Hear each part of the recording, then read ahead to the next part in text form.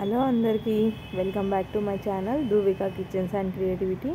ఈరోజు అయితే ఇంకో మంచి రెసిపీతోనైతే మేము ముందుకు వచ్చేసాను. అదేంటిదంటే తోటకూర ఎండు రొయ్యలతోని ఫ్రై అయితే ఎలా చేసుకుందామో చూసేద్దాము.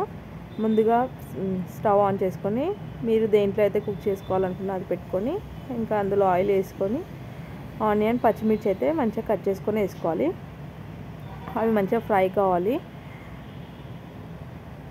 ఇంకా దాంట్లోనే కొద్దిగంత పసుపు ఇంకా కర్రీకి సరిపడంత సాల్ట్ అయితే వేసుకొని మంచిగా కలుపుకొని సిమ్లో పెట్టుకొని ఆనియన్ మంచిగా మగ్గేంత వరకు అయితే పెట్టేసుకోవాలి.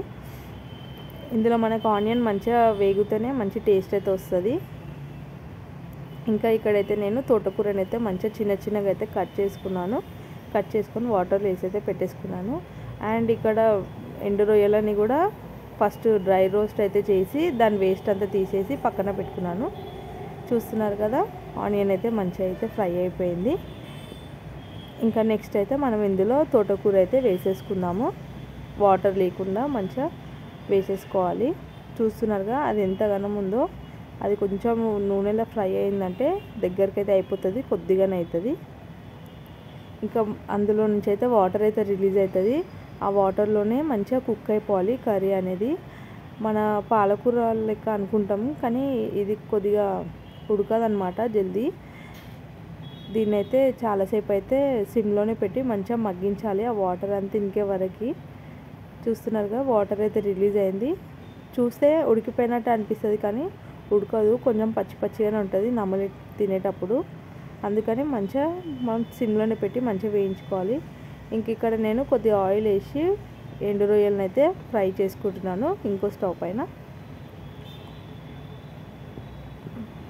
ఇంకో చూస్తున్నారుగా వాటర్ అయితే కొద్దిగా అయితే ఎగిరిపోతుంది. ఇక్కడ ఇవి కూడా ఫ్రై అయిపోతున్నాయి. మీరు దీన్ని కలిపేటప్పుడే ఇట్లా ప్రెస్ చేస్తూ కలుపుకోవాలి. కొద్దిగా ఉడుకుతూ ఉంటుంది. ఇట్లా మనం గరిటెతోనే ఇట్లా అనుకుంటూ అయితే కలుపుకోవాలి. చూడండి నేను చేస్తున్నానుగా అలాగా చేసుకోవాలి.